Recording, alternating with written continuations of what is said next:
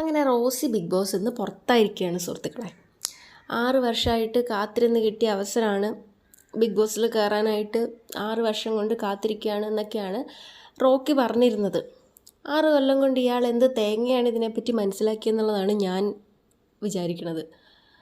ഇതിൽ വന്നു കഴിഞ്ഞാൽ ബേസിക്കായിട്ട് പഠിക്കേണ്ട ഒരു കാര്യമല്ലേ മറ്റുള്ളവർ ട്രിഗർ ചെയ്യും, അതിൽ പ്രൊവോക്ഡ് ആവാതിരിക്കുക എന്നുള്ളത്.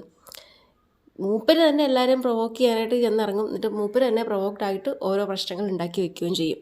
ഈ പെട്ടെന്ന് ഇതേപോലെ ഓവർ റിയാക്ട് ചെയ്ത് ഇങ്ങനെ ഓരോ അബദ്ധം കാണിക്കുന്നവരെങ്ങനെ ഒരു നല്ല ഗെയിമർ എന്ന് പറയാൻ പറ്റും? ശരിയാണ്, പുള്ളി സേഫ് ഗെയിം ഒന്നും കളിച്ചിട്ടില്ല, ഇറങ്ങി കളിക്കുന്ന ആളായിരുന്നു. പക്ഷേ എത്ര കളിക്കുന്നെന്ന് പറഞ്ഞിട്ട് എന്താ കാര്യം? ഈ എത്ര വെള്ളം കോരിയാലും അവസാനം കൊണ്ട് കലയിട്ട് ഉടയ്ക്കും. ഈ ഗെയിം സ്റ്റാർട്ട് ചെയ്തത് മുതൽ എത്ര തവണ വാണിംഗ് കിട്ടിയതാണ്. ഇപ്പോൾ കഴിഞ്ഞ ദിവസം തന്നെ ലാലേട്ടൻ വന്നിട്ട് വാൺ ചെയ്തത് മാത്രമല്ല പണിഷ്മെൻറ്റും കൊടുത്തു.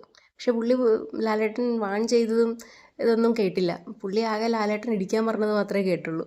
അത് കറക്റ്റായിട്ട് ചെയ്തിട്ടുമുണ്ട്. എത്ര നല്ല ഗെയിമറാന്ന് പറഞ്ഞാലും ഇതേപോലെ വായി തോന്നിയത് വിളിച്ചു പറയുകയും മറ്റുള്ളവരെ ഇടിക്കാനൊക്കെ ചെല്ലുകയൊക്കെ ചെയ്യുന്നവർ ആ ഹൗസിൽ നിൽക്കാൻ യോഗ്യരല്ല. കാരണം ഇതൊരു സർവൈവൽ ഗെയിമല്ലേ.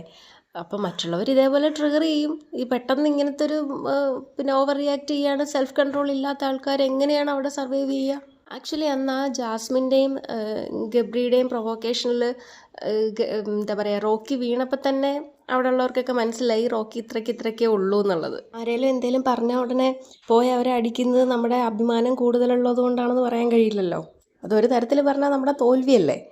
അത് പുള്ളി ആദ്യം തന്നെ മറ്റുള്ളവർക്ക് മനസ്സിലാക്കി കൊടുത്തു, എന്നെ പെട്ടെന്ന് തോൽപ്പിക്കാൻ പറ്റുമെന്നുള്ളത്.